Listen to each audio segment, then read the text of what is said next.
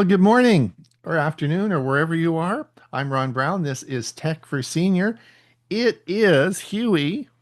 I know you unmute yourself because I know you want to say something.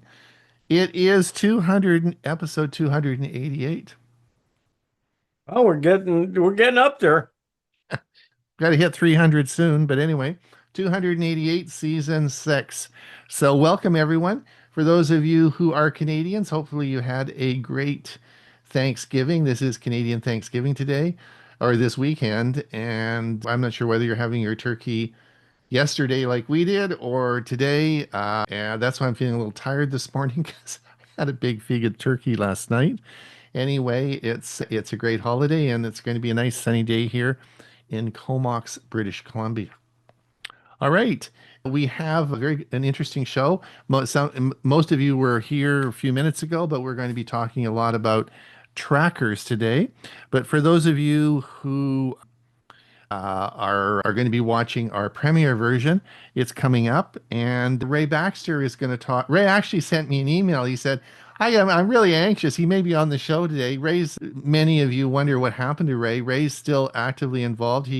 On the fourth Thursday of the month, he's on our Thursday show. Today, he's going to be talking about laptop or tablet PC, and he's going to be talking about that. Huey's going to talk about using Miss A for daily life. So, and this is a year before, this is a year ago before he got Miss A plus. And Chris is going to talk about, of course, editing Google Photos.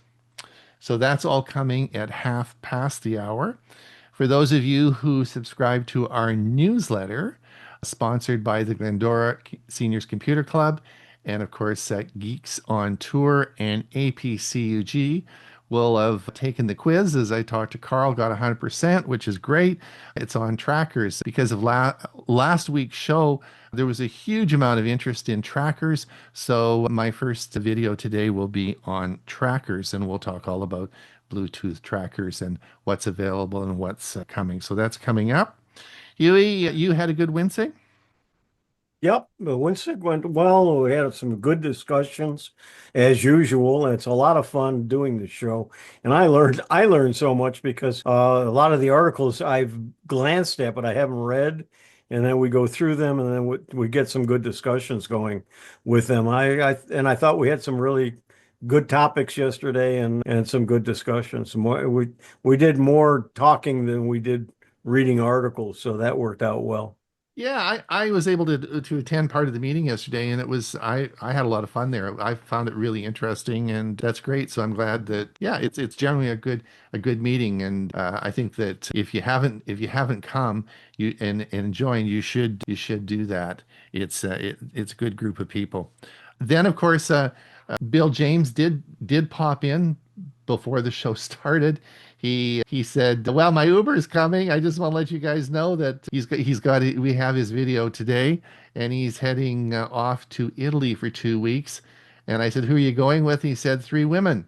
So he said, "We're all getting in the Uber cab and we're taking off to Italy with three girls." I said, "Okay, have a good time." And he may be on the show next week. So we will see from Italy. We'll see how that's all going to work out.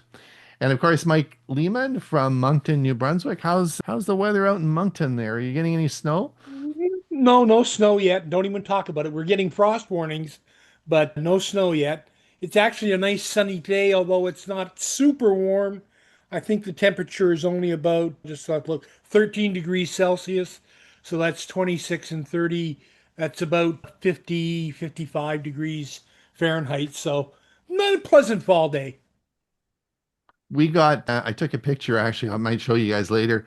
I took a picture of the mountains this morning and there's snow actually. I zoomed in with my Pixel 8 super zoom that I have, zoom in on the top of the mountains and you can see a bit of snow up there. So I sent that to my son-in-law who's coming for Christmas and certainly wants some snow for skiing. So it's on the way. It's on the way. Look forward to your music selection today. I did peek and I know what it is, and it's a great one. So everybody, you got some toe tapping music coming. It's going to be a lot of fun. What do you think we should get going, Huey? I think probably people are Yeah, I anxious think so. We got a lot we of got a big show, new. so we got to get going. Yeah, Okay. All right, so the first one we're going to talk about is about Bluetooth trackers. Let's see what I have to say. Have you ever lost your keys, your wallet, or even your luggage and thought, there's got to be a better way to find this? Well, there is. Today we're going to talk about Bluetooth trackers, those little devices that help you find your stuff, and how they use something pretty amazing called crowdsourcing to do it. You may have heard of names like Tile, Apple AirTag, or Chipolo, but did you know they all work quietly, connecting to millions of nearby phones? Stay with me, because by the end of this video, you'll know how much invisible network helps find lost things, what's changing with Google's new tracker system, and which device might be the best for you. I'm Ron Brown, and this is Tech for Senior, where we help seniors understand Bluetooth tracking so they can find their luggage when they go on holidays. So we'd sure appreciate that like and subscribe, and let's get on with the show. A tracker is a small Bluetooth device that you attach to your keys, your purse, or you put in your backpack. Each one sends out a tiny Bluetooth signal, like a digital whisper that nearby phones can hear. But here's the cool part. It's not just your phone that can help you find it. It's every phone around you, all working together. That's the idea of crowdsourced tracking. It turns every iPhone or Android phone into part of a giant, invisible search team. Think of it as a worldwide lost and found, powered by people who don't even know they're helping. Sort of a weird idea, eh? So let's break it down step by step. The tracker emits a Bluetooth signal. Every few seconds, it pings nearby devices with an encrypted ID. Nearby phones detect it, maybe someone walking by a coffee shop, or you're passing through an airport, then their phone quietly hears the signal. The phone doesn't know whose tracker it is or even what is found. Everything's anonymous and private. When you open your app like Find My or Find My Device, it shows where your lost item was last seen. So even if your tracker's far away, maybe it's in another city, someone's phone nearby can help you find it. That's the magic of crowdsourcing. So let's look at the power of crowdsourcing. Crowdsourcing simply means many people contributing small bits of help to achieve something big.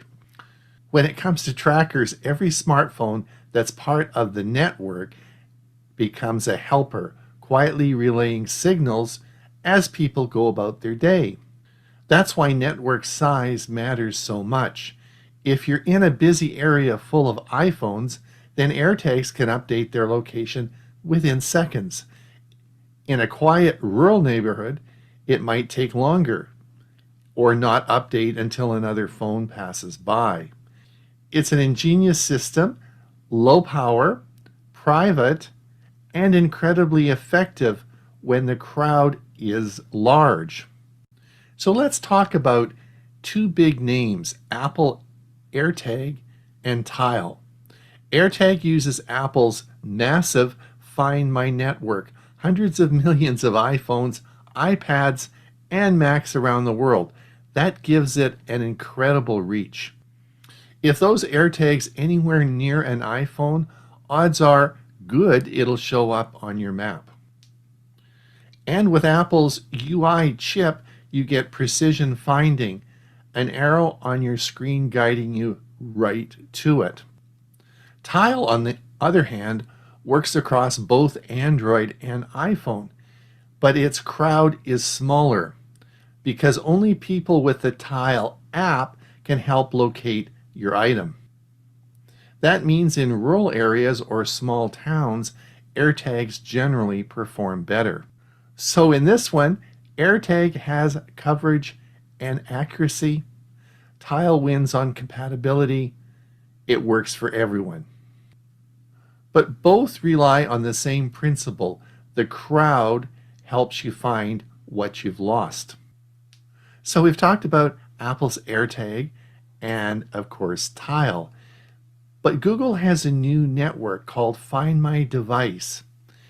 And although Google doesn't actually make trackers, there are other companies now that are using the Find My Device network. And two examples of this are ℸ𝕗𝕂 and 𝕃𝕀𝕂𝔼. So let's talk a little bit about Google's new Find My Device network. Now, this is where it gets exciting. Google has finally joined the game. They've launched a new Find My network that lets Android phones work like Apple's, detecting Bluetooth trackers nearby and sending the data back anonymously. Right now, companies like ℸ𝕗𝕂 and 𝕃𝕀𝕂𝔼 make tags that connect to this network. It's still new, so coverage isn't as strong as Apple's yet. But it's growing fast and it works seamlessly across Android phones. And here's the neat feature. Some of these tags can switch between Apple and Google's networks. So if you switch phones later, your tracker can come with you. Choosing the right tracker. So which one should you choose? If you're in the Apple world, get an AirTag. It's simple, powerful, and precise. If you're on Android, consider ℸ𝕗𝕂 or 𝕃𝕀𝕂𝔼 tag. They're built for Google's new network. If you're in a mixed household, one iPhone and one Android, a dual network tracker like ℸ𝕗𝕂 POP may be best. Or you can choose the Tile tracker, which works on both the iPhone and Android phone, but only tracks if you have the Tile app activated on your phone. Also think about replaceable versus rechargeable batteries, loudness of alerts, and if you need special shapes like a slim card for your wallet. So some other things to think about in your purchase considerations. All right, let's talk about privacy and safety. Because these devices are crowdsourcing, privacy is so important. Apple, Tile, and Google all randomize IDs and use encryption. If an unknown tracker moves with you for a while, your phone will warn you, and trackers will chirp if they are separated from their owner too long. So it's a balance, powerful technology, but with strong safeguards built in. But I have made a little video now I want to play that will help you stay safe while using trackers. All right, let's talk about a piece of technology that's so small you can lose it in your couch cushions, but it's got this, well, this kind of split personality. On one hand, it's incredibly helpful. On the other, it's genuinely dangerous. We are, of course, talking about Bluetooth trackers. I mean, who hasn't, right? We've all had that heart-stopping, sinking feeling in our stomachs when you realize something important is just gone. And that's exactly the problem these tiny gadgets were built to solve. Their promise is simple and amazing. Find anything, anywhere. Now, the two biggest names in the game are Apple's AirTag and Tile, and the way they work is the key here. AirTag is brilliant because it taps into the massive Find My network. It basically turns every iPhone on the planet into a search party for your lost keys, which gives it a gigantic advantage. Tile, on the other hand, is kind of like the Switzerland of trackers. It plays nice with both Android and iOS through its own app, so it's a great option if you're not all in on the Apple ecosystem. So here's how we're going to break this all down. We'll kick things off with the promise, all the cool stuff this tech can do. Then we're taking a hard right turn into the peril of unwanted tracking. We'll look at how these things are weaponized, how you can find a hidden one, and finally, what the industry is doing to try and fix this mess. So what's the magic here? It's really all about crowdsourcing. Your lost tracker sends out this little secure Bluetooth ping, and any phone that's part of the network, an iPhone for an AirTag or a phone with a Tile app that happens to pass by, it anonymously picks up that signal and tells you where it saw it. It literally turns the entire world into your own personal search party. Pretty cool, right? Okay, but this is where the story gets really dark. You see, the very same features that make these trackers so great for finding your backpack, they are tiny, the battery lasts forever, and they have these huge networks. Well, those same features make them a perfect tool for stalking. When the thing being tracked isn't a set of cheese, but a person who doesn't want to be followed, convenience becomes a weapon. And don't think this is some rare thing. The scale of this problem is just staggering. 1,400. Just let that number sink in. That's roughly how many unwanted tracking alarms are sent out by just one of these detection apps every single day. This isn't an edge case. It's a widespread daily threat. And behind every single one of those 1,400 alerts is a real person with a terrifying story. Just take a look at this quote from a Reddit user. This is the human side of it. This is what it's really about: control, fear, and a complete invasion of someone's safety. So where are these things being found? Well, if you guessed the car, you are absolutely right. Overwhelmingly, by a huge margin, over 70%, the car is the #1 spot. After that, you've got the usual suspects: backpacks, purses, things like that. Basically any place where a tiny device can be tucked away and go completely unnoticed. But it gets worse. It's not just about hiding an off-the-shelf tracker anymore. Stalkers are actively modifying them, making them even harder to find and way more dangerous. They're actually breaking open the hardware to get around the safety features that are supposed to protect people.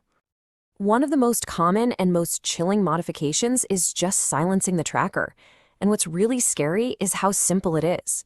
We're not talking about some sophisticated software hack. You literally just pop open the case, use something to pry out the tiny speaker, and then snap it shut. That's it. And just like that, the one audible warning that's designed to let a victim know a tracker is nearby is gone.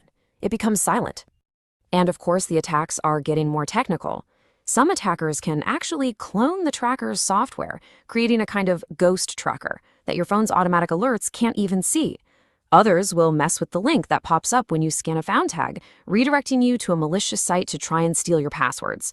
It's pretty devious stuff. Okay, that's the threat.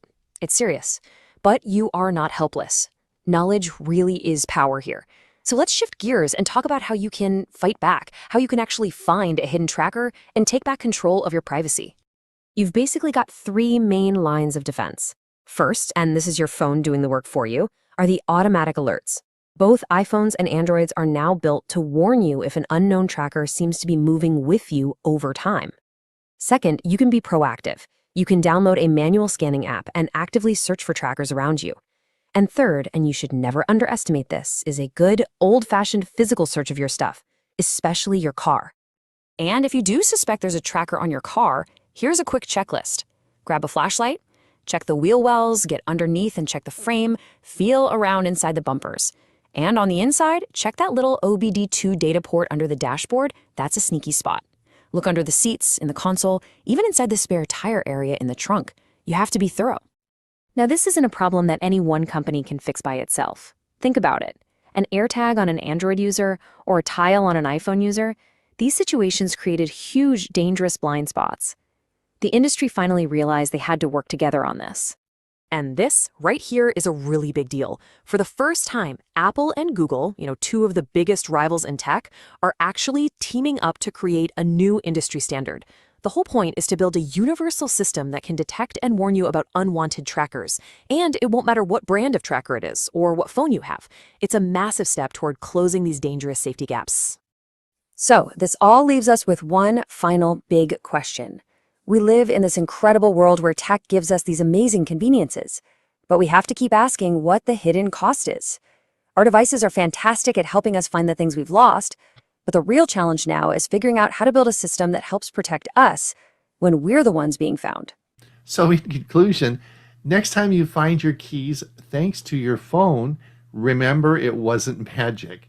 It was millions of people's phones quietly working together to help. That's the beauty of crowdsourcing.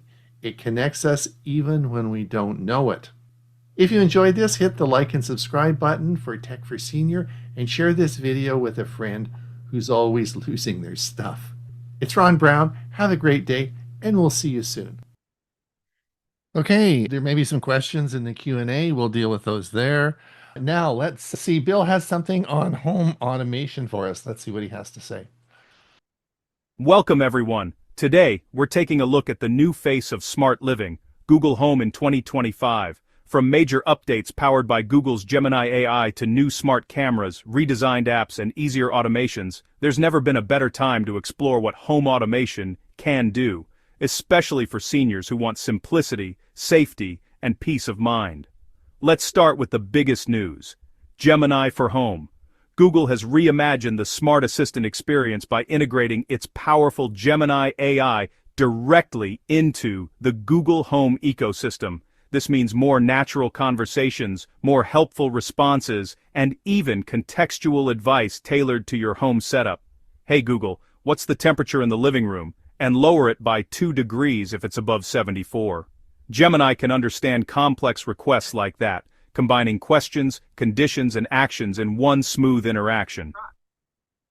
The Google Home app has also received a major facelift. It's cleaner, faster, and easier to use, with just 3 simple tabs: Home, Activity, and Automations. And here's something really handy: the new Ask Home bar powered by Gemini lets you type or speak commands naturally. You can now check cameras, control lights, or even preview multiple devices on one screen. The app now loads cameras faster, shows clearer previews, and offers one-tap access to your most used devices in a Favorites section. That means no more scrolling through endless menus, just quick control. You can now use Google Home right from your web browser, perfect for people who prefer using a computer over a smartphone. Whether it's adjusting a thermostat, turning off a light, or checking your front door camera, everything works directly from your desktop or laptop. It's an especially welcome addition for seniors who like a larger screen and keyboard for ease of control. Google also launched new Nest Cam Indoor 2K, Nest Cam Outdoor 2K, and Nest Doorbell 2K, the first designed to work hand-in-hand with Gemini. They offer sharper video, faster alerts, and better security integration. And here's a bonus: free clip storage has doubled from 3 to 6 hours, giving users more time to review events without paying extra. For extended recording and descriptive alerts, Google's new Home Premium plan steps in, the successor to Nest Aware.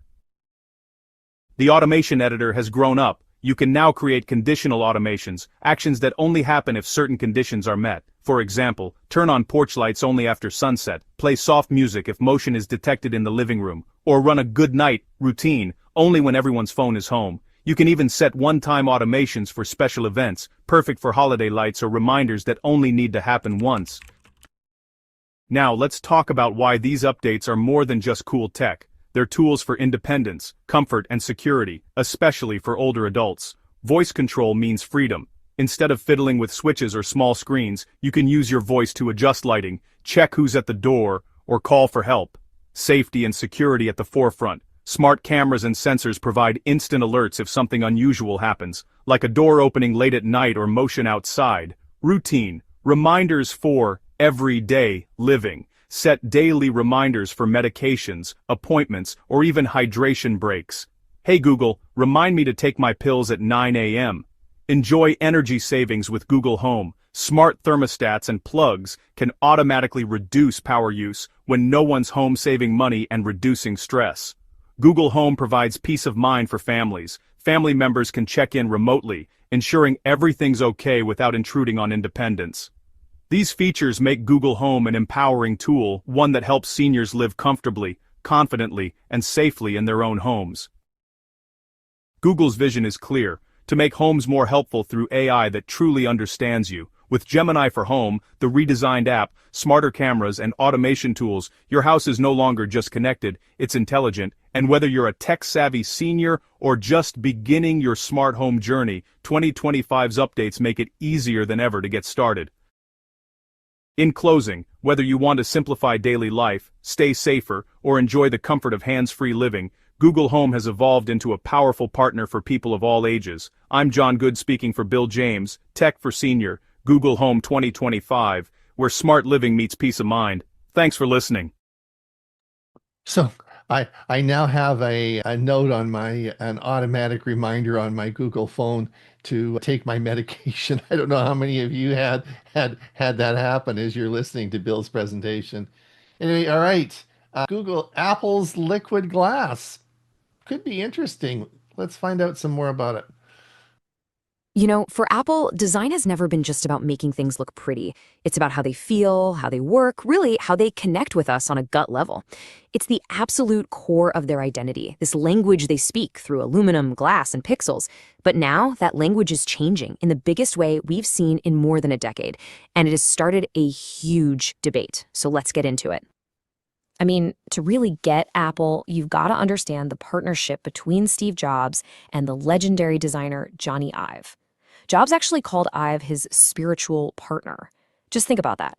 Together, these two created an era of design that didn't just sell a bunch of products. No, it created a whole cultural phenomenon. This deep, almost religious belief in the power of design, that's the foundation for everything that's come since. Okay, so to really understand why this latest design is causing such a stir, we actually have to go back. Because for the last 20 years, Apple has been carefully building this visual legacy, one iconic product at a time, that totally set the stage for what's happening right now. So people who follow this stuff have kind of mapped out these distinct eras. Remember the early 2000s? We had all that playful, colorful plastic and rubber. Then we moved into the super clean, geometric forms of the iPod era. Then came what many call the golden age, aluminum and glass. After that was the Thinnovation era, where it felt like the main goal was just to make everything impossibly thin. And more recently, things have been about this very precise, utility-focused design. Every single phase had its own clear philosophy. And oh boy, do people have their favorites. There is such a powerful emotional connection to that aluminum and glass period, from roughly 2007 to 2012. You see comments like this all the time, that 2011 was peak Apple. And it's not just about nostalgia. For a lot of people, that was the moment when Apple felt like it was living in the future, and everyone else was just trying to catch up. So here's the thing. This legacy wasn't some happy accident. It was a very deliberate, 2-decade-long project to build a brand on minimalism and function. It created this expectation, this visual promise with its users. And then, with just one software update, it felt like Apple decided to just rip up that promise. And that brings us to the star of our show, the super controversial new look, which people are calling liquid glass. This is way more than just an update. It's a statement.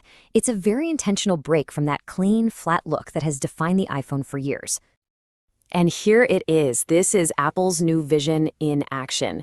You can see they're just ditching the flatness and they're diving right back into depth, light, and texture.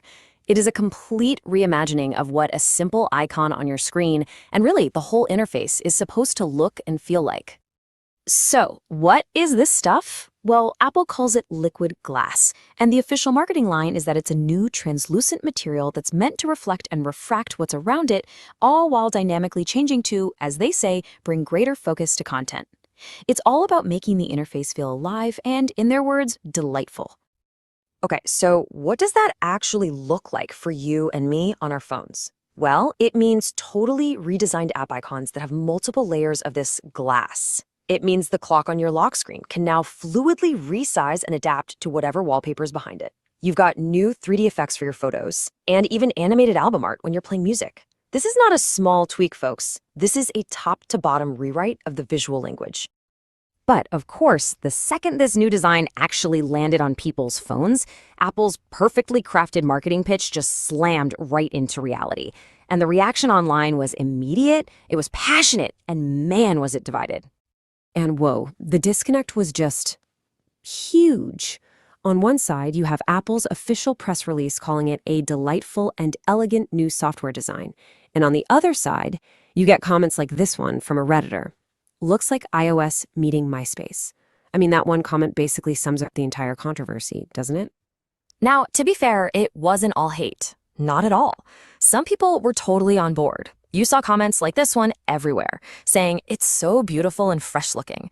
For a whole bunch of users, this was exactly the kind of bold, exciting shakeup they'd been hoping for. But yeah, for every person who loved it, it felt like there was someone else on the complete opposite end of the spectrum. This comment here just captures that feeling perfectly. It is truly so ugly, I'm trying to find a way to downgrade it. So this wasn't just, I don't like it. It was a deep, visceral rejection of the new style. And this is where it gets really interesting. The comparison people kept making over and over again wasn't to something new and futuristic. Nope, it was to the past. People kept bringing up Microsoft's Windows Vista and its glassy arrow design from all the way back in the mid-2000s. So if you boil down all that frustration, it really comes down to a few key things. People were calling it a mess, saying it was just way too visually cluttered and distracting. They were pointing out that all the new, bigger UI elements meant you could see less information on your screen at one time. A lot of people said it felt unfinished, kind of like a cheap theme you download for an old Android phone. And most importantly, people started raising some serious questions about basic readability and accessibility. Okay, so all this back and forth online, this really passionate debate, it raises a much bigger question, right? One that goes way beyond just, do I like how it looks or not? Is the new design actually worse to use? Let's switch gears and look at this from an expert's point of view. To put it another way, did Apple get so caught up in chasing this glossy, super realistic look that they forgot to make it easy to use? Is liquid glass a step forward for how pretty something can be, but a huge leap backward for actual user experience? There's a UX designer, Jaco Verdini, who he hit the nail on the head with this one. He argues that, yeah, the effect is pretty, but it creates a massive problem. He says when everything is semi-transparent, you're no longer focusing on content. Your eye is fighting with noise. The very thing that's supposed to be delightful actually becomes a distraction. And that's it right there. That's the real tension here. Apple is pushing the envelope on visual flair, but in doing so, they might be sacrificing the exact clarity and focus that their entire brand was built on for decades. It's that classic fight, form versus function, playing out right on our phone screens. And this whole thing feels kind of familiar, doesn't it? Because this isn't the first time we've seen this from Apple. Remember the Thinnovation era? That obsession with making devices thinner and thinner and thinner no matter what? Well, that led directly to the butterfly keyboard, which was famously fragile and just awful to type on. It was a perfect example of when a design goal, in that case thinness, steamrolled the functional need for a keyboard that actually works. This feels like an echo of that. So that's where we are. And it leaves us with this huge question. Is this really the future of design? Something we're all just going to get used to and eventually love? Or is this a rare public misstep from Apple? A beautiful but ultimately distracting own goal that proves yet again that looks aren't everything. I'm really curious. What do y'all think? All right, Hewie, you're up. Yes, it's my turn. Hang on just a moment. Wouldn't you know it's in the wrong place? Seeing AI, your personal talking camera. I'm Hewie Poplock. We're going to look at a free application called Seeing AI. For those dealing with vision loss, this app offers a new way to interact with the world around you, acting as a personal talking camera in your pocket. It uses artificial intelligence, or AI, to read, recognize, and describe people, text, and objects. One of the biggest hurdles for seniors with low vision is the reading printed materials. Seeing AI solves this with powerful read feature. Instead of struggling with the fine print, you just hold your smartphone over the text. I will demo this in a few moments. Here are some uses. Everyday uses: a letter, a newspaper headline, or a pill bottle. Short text, like labels, signs, or ingredient lists. Documents, to read a whole page of a letter or a manual. This one feature alone is the huge step toward everyday independence. Let's talk about grocery shopping and paying cash. Have you ever wished your pantry items could talk? With the product channel, they can. The app provides a distinct audio tone to guide your hand right to the barcode. Once it locks on it, it tells you exactly what the product is. This is invaluable for matching items to your shopping list or making sure you grab the shampoo instead of the conditioner. It also has a currency channel which instantly announces the value of a bill, giving you confidence when you're paying with cash. In social settings, the person channel offers another layer of comfort. You can teach the app the names of your family and friends. When a person you know steps into view, the app will quietly tell you who it is and can even estimate their expression. This helps eliminate the awkwardness of not recognizing someone at a party or in a hallway, allowing for more natural, connected conversations. Now, the app is free, but learning how to use it effectively is key. This is where an incredible resource comes in handy. The Hadley Institute for the Blind and Visually Impaired. Hadley is a well-known, respected organization that provides free workshops and learning materials, specifically on how to use Seeing AI, both iPhone and Android devices. They offer lessons that walk you through how to use each of the different channels, from reading documents to recognizing colors. They've developed these training programs because they understand that technology is most powerful when you know how to use it fully. Think of Hadley as your free, personalized technology school that'll help you master this app and truly make it your own.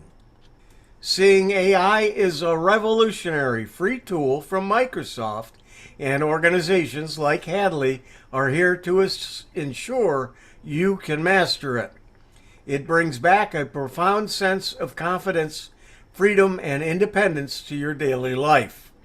I encourage you to download the free Seeing AI app today, and then look into the free workshops provided by Hadley to become a true expert. Look at Seeing AI. This is my Pixel, and we're going to take a look at it. All right, one of the first things we want to do is we want to read some small print. Statement. ℙ𝕝𝕝𝕉. FCC Statement. USB-C. This device complies with Part 15 of the FCC rules. Operation is subject to the following two conditions. 1. This device may not cause harmful interference, and 2. 1. His device must accept any interference received, including interference that may cause undesired operation. Warning. Changes or modifications not expressly approved by the party responsible for compliance could void the user's authority to operate the equipment. Note: this equipment has been tested and found to comply with the limits for a Class B digital device, pursuant to Part 15 of the FCC rules. These limits are designed to provide reasonable protection against harmful interference and I'm not going to have you listen to the whole thing, but it's reading every single word without a problem, and the wording is in very small print. My eyesight is not too bad, and I can't read it at all. I have to use either a magnifying glass or use Seeing AI. When I click on the white button, this is what happens. processing. It then creates the text on the screen. It shows you all of what it just read, and you can at the bottom either play it again or forward it. 2. This equipment generates, uses, and can radiate radio frequency energy and, if not installed and used. Now let's take a look at a box of frozen food and read what it says. Raw, do not microwave. 0. Air fry, oven bake only. 3. To help prevent foodborne illness caused by eating raw poultry. Conventional oven. Cooking instructions. Due to variations in ovens, cooking times may vary. 1. Preheat oven to 375 degrees Fahrenheit. 2. Remove frozen raw breasts from pouch and place on flat metal baking sheet. Place each breast at least 2 inches apart. Glass baking pans are pans with walls higher than ½ inch. I'll press the white button again and see what it does. Processing.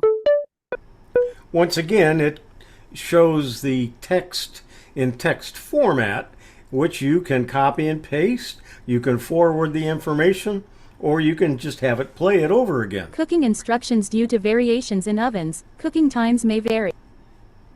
I'm going to click on the button that recognizes money.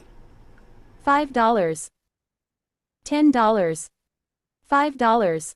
Seeing AI, your personal talking camera. I'm Hewie Poplock. Okay, that's the first one that I have. And I did see a note from EG that he's been using it for more than 6 years on his iPhone. It's been around a while, and it certainly is a great program. And I was just amazed, and I was just introduced to it this past week.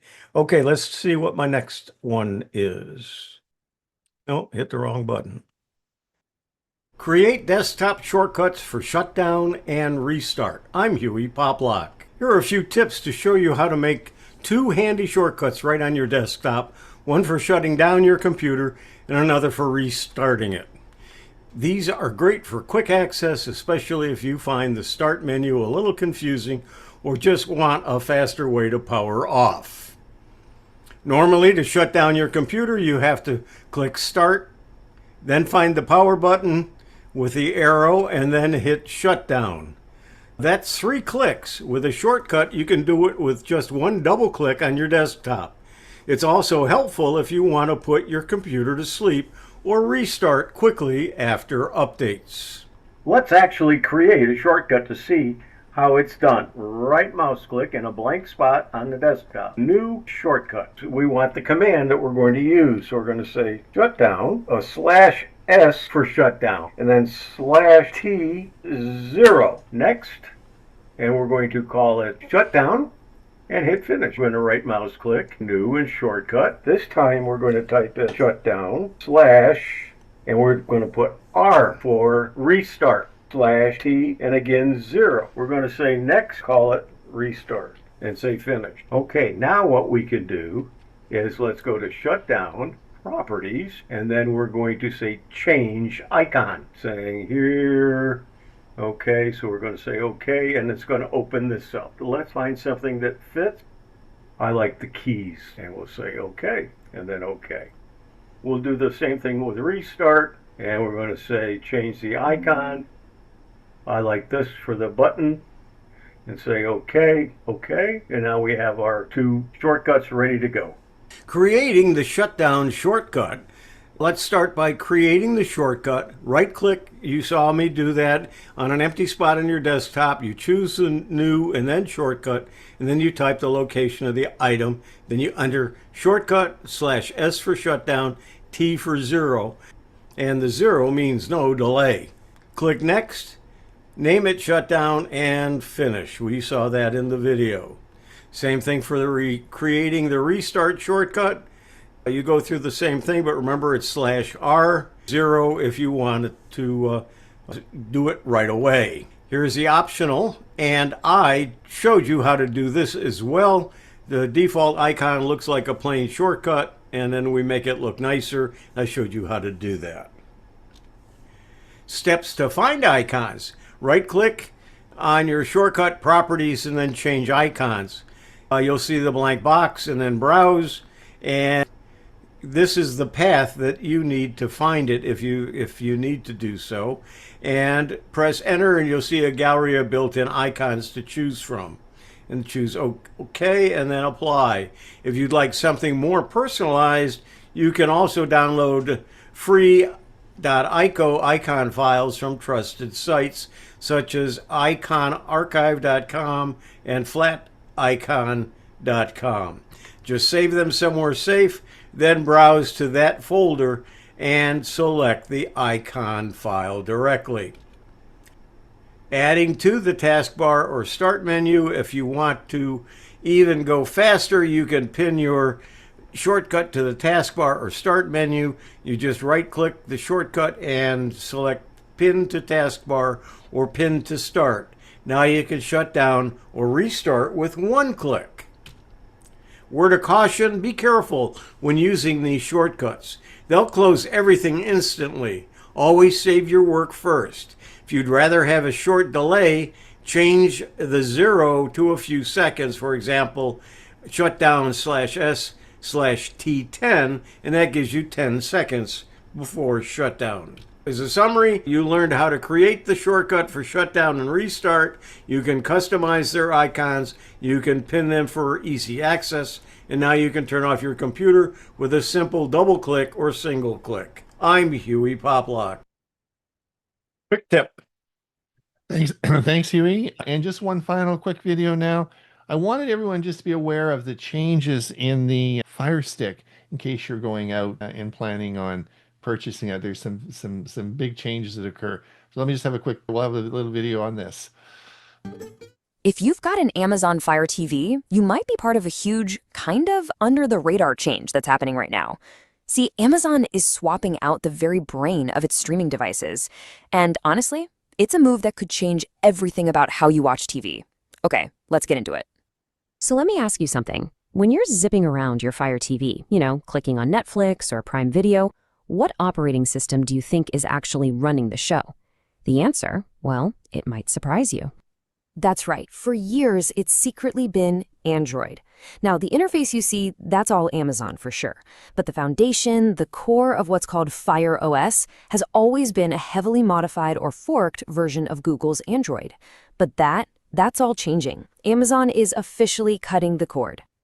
And that brings us to the big news, a brand new operating system called Vega OS. Now, this is not just an update, it's a total replacement built from the ground up by Amazon for Amazon. So what exactly is Vega OS? Well, you can think of it as Amazon's declaration of independence from Google. It's their own system, built on a Linux foundation, and it uses modern tools like React Native. The whole point is to have a platform that Amazon controls completely, top to bottom. And this isn't some far-off concept we're talking about. Nope, it is here, right now. Vega OS is making its grand debut on a new device, the Fire TV Stick 4K Select. And this is probably just the first of a whole new generation of Fire TV hardware. So you might be wondering, why go through all this trouble? I mean, why build a whole new operating system from scratch? Well, according to Amazon, it all comes down to one simple thing: performance. Let's take a look at what they're promising. The official line from Amazon is that Vega OS is all about speed. They're talking about apps that launch in a snap, navigation that feels super responsive and smooth, and just overall extremely efficient performance, even on their cheaper devices. 1 gigabyte. Just remember that number. It might not seem like a lot in today's world, but that single number is the key to understanding Amazon's entire pitch, and it's proof of a huge leap in efficiency. Get this. The new Fire TV Stick 4K Select, the first one running Vega, only has 1 gigabyte of RAM. That is half the memory of their other 4K sticks. Yet Amazon claims it delivers the same fast, smooth 4K streaming. That's a powerful statement about how lightweight this new OS really is. But, and it's a big but, with this performance gain comes a pretty major catch. And this, right here, is the part that's kicking up a huge debate online. Because for everything Vega OS gives you in speed, it takes away something really significant, especially for a certain type of user. It all comes down to a practice known as sideloading. Now, if you're not familiar, sideloading is just a fancy term for installing apps from outside of the official Amazon App Store. For years, power users and tech hobbyists have done this on Fire TV devices to get apps that Amazon doesn't offer, giving them way more freedom and a much bigger app library.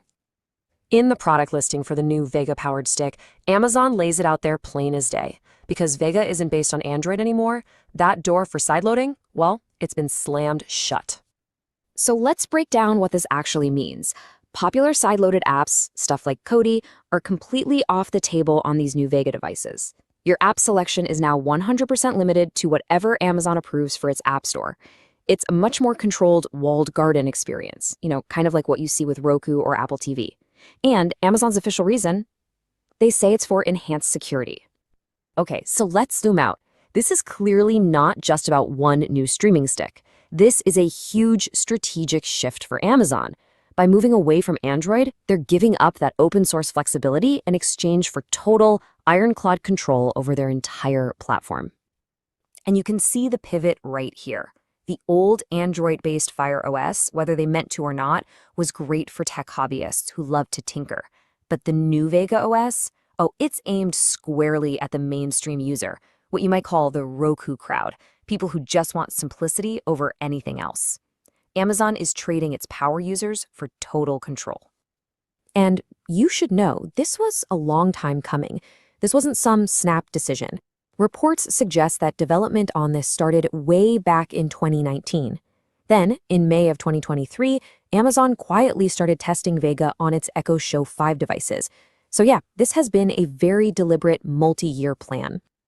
And Amazon is being really smart about how they're rolling this out. It's a very cautious strategy. They're starting with a new, budget-friendly device, but at the same time, they just launched other new Fire TV devices that still run the old Android system. The plan seems to be a slow, careful transition to phase out their reliance on Google over the next few years. Okay, so we've gone through the tech, the pitch, and the grand strategy, but what does all of this boil down to for you, the person who just wants to kick back and stream their favorite show?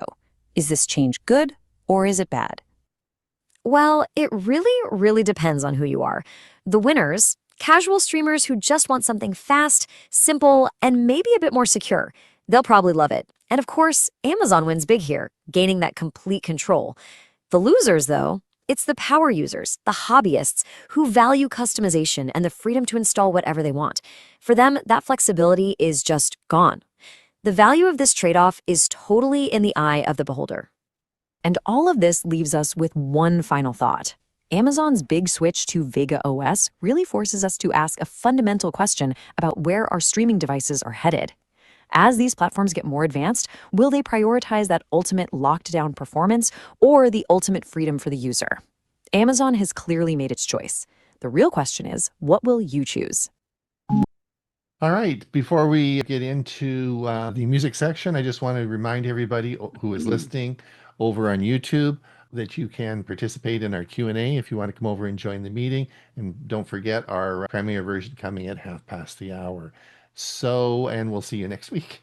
All right, let me just, Mike, just stop the live stream and take it away. Okie doke. So before I start this afternoon, I'm going to do a little bit of a commercial. If somebody's looking for a really good movie to watch and they want to see one that's related to seniors living in a senior's home and you have Amazon Prime, check out the movie Queen Bees. It's a hoot. I mean, I played it here the other night and I had to play it a second time because I had such a demand for people to see it. Anyways, so with that all being said, now's the time. I push the right button. We'll bring up today's events in music history for October the 13th. Today in 1963, the Beatles on Sunday night at the London Palladium made their initial debut on ITV's Sunday Night at the London Palladium, performing live to an audience of 15 million viewers. Their set included From Me to You, She Loves You, Twist and Shout, I'll Get You, marking a significant moment in the British invasion and the rise of Beatlemania. Today in 1973, the Rolling Stones' Goat's Head Soup hits #1. So their album began a 4-week run at #1 on the US album chart, becoming their 4th album to top the charts. In 1980, AC/DC's Back in Black goes platinum. Their iconic album Back in Black was certified platinum, solidifying its place as one of the best-selling albums of all time. If you were a Kiss fan, Kiss released their album Creatures of the Night in 1982, which marked a return to their hard rock roots and featured the hit I Love It Loud. In 1984, Stevie Wonder's I Just Called to Say I Love You hit #1 and started a 3-week run at #1 on the US singles chart. The song became his 7th US #1 and remains his best-selling single to date. 1998, Eric Clapton opens the Crossroads Center in Antigua, a treatment facility for drug and alcohol addiction, reflecting his commitment to helping others overcome addiction. In 2016, Bob Dylan was awarded the Nobel Peace Prize in Literature, becoming the first songwriter to win this prestigious award. He was recognized for having created new poetic expressions within the great American song tradition. And the 2 clips I've selected for today, of course, couldn't go without playing Stevie Wonder, I Just Called to Say I Love You, and we're going to follow that up with some Bob Dylan, Blowing in the Wind. So Ron, if you want to take it away, I'll just stop my share and you should Which one do you want to play first? Let's do the Stevie Wonder. Okay. And my apologies if I misspoke. Bob Dylan's Nobel Prize was for literature, not the Peace Prize. And no, he did not go to the acceptance. His acceptance speech was read by the American ambassador to Sweden when he was awarded the Nobel Prize for Literature. Mike, how old was he when he played that? He must have been a teenager. Yeah, What well, was that's the original "Blowing in the Wind." That goes back a long time. I mean, that's back in the early '60s. Yeah, I wonder how old he was. He'd be really, man, he'd be look pretty young. Yeah. Yeah, interesting. Well done. Thanks so much, Mike. We will now move into the Q&A, but if you have to scoot, just remember that at half past the hour, Ray Baxter's going to talk on laptops versus tablet. Huey's going to tell us all about using Miss A for your daily life. And Chris is going to talk about editing it in Google Photos, and that will be at half past the hour. I put the corrected link. Thanks, Murray, for checking me out. Put the corrected link in the chat, which is great. We'll now, and also don't forget that we have our Thursday show coming up this Thursday. Please come and have a chat with us. We'll talk about all the news items, and there's some interesting stuff that's happened in the news recently, tech news. So we'll talk about all that on this Thursday. So we'll open it up now into the Q&A.